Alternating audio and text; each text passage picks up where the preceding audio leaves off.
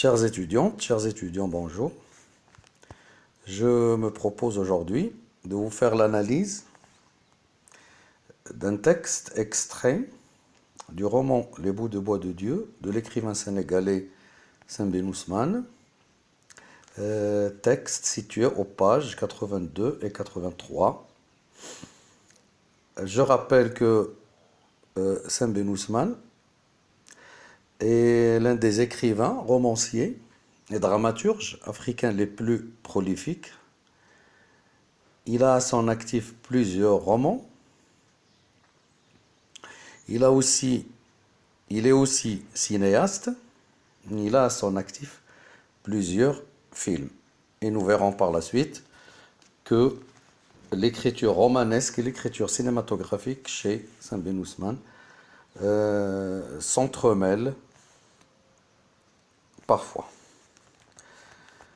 Donc je reviens au texte des pages 82 et 83 des bouts de bois de Dieu pour dire que c'est un texte qui se présente sous forme de dialogue ou sous forme d'échange de paroles entre deux personnages, Ramatoulaye et son frère Mabigué. Et nous verrons justement que ce dialogue est placé sous le signe d'une tension due à l'écart flagrant qui existe entre, si j'ose dire, deux systèmes de pensée, entre guillemets, celui de Ramatoulaye et celui de son frère. Ramatoulaye représente la femme africaine consciente des problèmes de son pays et de sa société et dont le portrait moral répond parfaitement aux attentes de l'écrivain, aux attentes de Sembène Ousmane, qui hisse dans ses écrits la femme au rang d'un leadership très original, vu qu'il réserve une place de choix à la femme africaine. La preuve en est qu'elle s'est engagée, corps et âme, si j'ose dire, dans la grève des cheminots. En face de Ramatoulaye, il y a Mabigué, son frère, et qui se situe, comme j'ai dit, aux antipodes, justement, de la pensée de Ramatoulaye. Et Ramatoulaye, dans ce texte, met Mabigué devant ses contradictions et devant ses faiblesses, lui qui se présente comme un personnage hypocrite, un personnage égoïste qui ne pense qu'à ses propres intérêts. Et il a délaissé, dans des moments de crise, ses compatriotes. Et à travers ce texte, on voit bien qu'il y a une dénonciation de l'hypocrisie et de l'hypocrisie religieuse. Je rappelle que Mabigué est un marabout, entre guillemets, c'est un homme de religion et qui ne croit pas vraiment aux vrais préceptes de la religion musulmane. Donc il y a, comme je l'ai dit, une dénonciation de l'hypocrisie religieuse. Il n'y a pas de dénonciation de la religion en tant que telle, mais de la mauvaise exploitation de la religion à des fins personnelles et à des fins, entre guillemets, diaboliques parfois. C'est pour cette raison que Ramatoulaye oppose son argumentation juste, correcte, à celle fallacieuse de Mabigué, en lui disant, Mabigué, Dieu n'aime que la vérité. Donc vous voyez que Ramatoulaye se réfère à Dieu. Même Mabigué se réfère à Dieu. Mais il le fait de manière biaisée. Alors, et si on avait justement à analyser ce qu'on appelle la distribution quantitative et qualitative de la parole entre les personnages, et j'emprunte cette expression au jargon dramaturgique et théâtral, il y a une sorte de déséquilibre, c'est-à-dire que en avançant dans la lecture du texte, on remarque que Ramatoulaye l'emporte sur Mabigué qui se présente comme étant comme un être faible. Et l'humiliation justement de Ramatoulaye pour ce personnage atteint son paroxysme lorsqu'il lui dit explicitement tu mens, c'est-à-dire qu'il l'accuse de mensonge, sachant que le mensonge est interdit par la religion musulmane à laquelle Mabigué réfère régulièrement.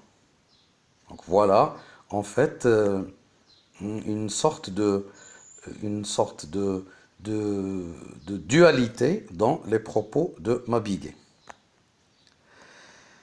Alors, surpris, je cite le texte, surpris, Mabigué bafoué d'un geste théâtral, il fit glisser les larges manches de ses boubous, passa ses ombrelles d'une main à l'autre, puis tel un pélican. Et là, au passage, je souligne la présence massive, justement, de la comparaison et de la métaphore dans le roman de Saint-Bin Ousmane en général et dans ce texte en particulier. Et j'ai parlé au début de cette explication de l'entremêlement de ce qui est romanesque et de ce qui est cinématographique et dramaturgique. En voici un exemple, et le narrateur le dit explicitement d'un geste théâtral. Donc, cette description en fait du geste de Mabigué en dit long sur le souci du détail qu'on trouve chez Saint-Bin Ousmane, de manière générale, et dans les bouts de bois de Dieu, de manière particulière. Alors, voici la réponse de Mabigué. Dieu m'est témoin, j'avais payé ce riz. Il ajouta en jouant du poignet, peut-être que si les hommes reprenaient tout cela, pourrait s'arranger. Voilà. En filigrane se lit, disons, le fait que Mabigué est contre la grève, et il est contre la grève des cheminots. Il le dit clairement, c'est-à-dire que pour lui, il fallait absolument que les ouvriers reprennent leur travail, et il a en fait d'un revers de main gommé toutes les revendications de cette population malheureuse, en fait vouée à tous les aléas d'une politique qui réduit en fait l'être humain, à plus forte raison les démunis, à la misère. Alors, et plus loin, un peu plus loin, Ramatoulaye, las de cette argumentation catastrophique, entre guillemets, parce qu'on ne peut pas regarder argumentation entre guillemets catastrophique de son frère Mabigué, et elle l'accuse d'être de mèche avec les agents coloniaux. Il le dit clairement, tu es de mèche avec eux, Mabigué, et de plus tu n'es qu'un fornicateur. Donc elle l'accuse d'être de mèche avec eux, mais aussi de fornicateur. Apprécier justement cette accusation. Pourquoi elle parle de fornicateur? La référence est faite justement au côté, disons, débauché de la personnalité de Mabigué. Et là encore, on voit son hypocrisie, c'est-à-dire quelque chose qui se contredit avec les préceptes de la religion musulmane. dont il n'a jamais eu de cesse de se revendiquer. Donc c'est un personnage qui est dans, si j'ose dire, dans la perversion et dans la négation des préceptes de la religion musulmane.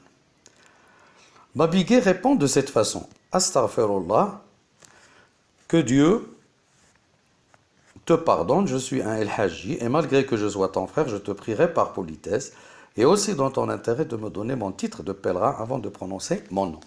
Mon titre de pèlerin, cela veut dire que Mabigué mise justement sa religiosité entre guillemets sur les apparences. Il veut à tout prix faire valoir son titre de pèlerin sans pour autant faire valoir ce que ce titre implique justement comme morale et comme valeur inhérente à la religion musulmane. Donc il ne s'attache qu'à ses intérêts, il ne s'attache qu'à son ego, il ne s'attache qu'à son image. Et là, nous avons un autre inconvénient, en fait, ou si j'ose dire,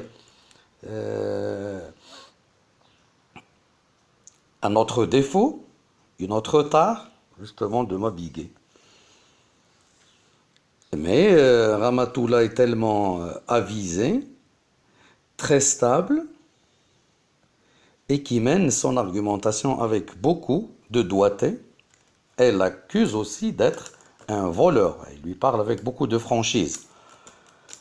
Et tu es aussi un voleur, Mabigué. Depuis que tu as volé le lotissement en disant que j'étais, là je cite le texte, que j'étais une fille illégitime, nous n'avons plus de lien de parenté. Sais-tu ce que je veux? Voilà. Donc nous avons... Ramatoulaye a parlé de fornicateurs, de voleurs, de menteurs, etc. Et elle a énuméré, non sans plaisir si j'ose dire, les défauts de Mabigué. Et là, il y a aussi l'évocation des liens de parenté. C'est-à-dire qu'il y a des liens de parenté par la force des choses, parce qu'on appartient à une communauté, on appartient à un clan, on est frère d'une personne, on est père d'une autre, on est mère, on est sœur, etc. Mais il y a d'autres liens de parenté qui sont beaucoup plus solides, ce sont des liens et qui sont basés sur le respect et sur l'esprit communautaire. Donc, vous voyez là qu'il y a une sorte de retrait, en fait, des liens de parenté, génétique entre guillemets, devant des liens beaucoup plus solides, beaucoup plus structurants, à savoir les liens entre les individus en tant qu'êtres humains. Mabigué ne peut qu'être en colère. Je cite le texte, Mabigué haussa les sourcils.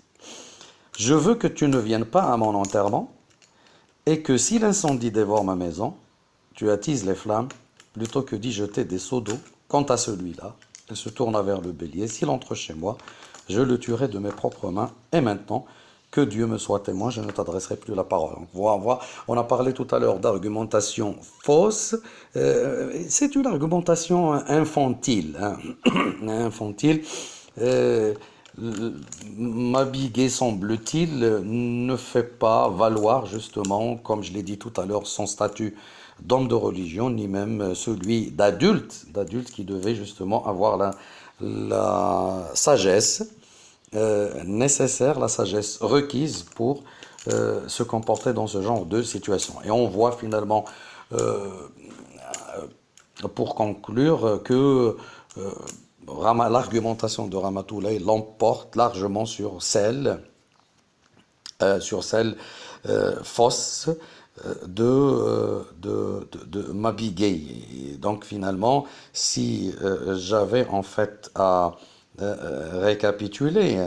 Vous voyez que j'ai essayé de faire un tour d'horizon de ce texte sans justement aller dans l'approfondissement de ce que j'ai dit.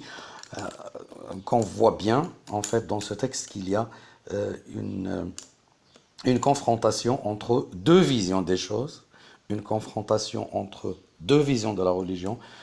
Vous avez la sagesse, vous avez le bon sens de Ramatoulaye et vous avez euh, l'hypocrisie, la duplicité de son frère qui en fait ne représente pas la religion musulmane dans son essence la plus noble. Voilà un peu ce que je voulais vous dire brièvement. On peut aller plus loin dans l'approfondissement de ce que je vous ai dit, et je me contenterai. Je me contente en ce moment de ce que j'ai dit de ce texte et au plaisir d'une autre analyse ou disons de l'analyse d'un autre texte. Au revoir.